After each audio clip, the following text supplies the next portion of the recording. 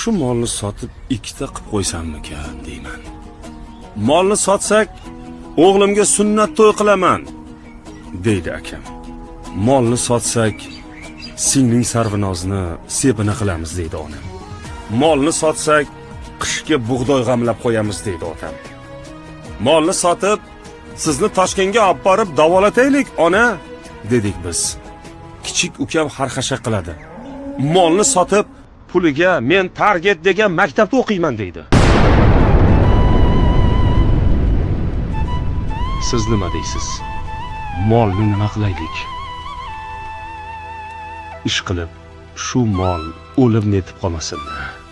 Agar shu mol o'lib qolsa, butun oilamizni rejalari, maqsadlari va umidlari ham o'ladi.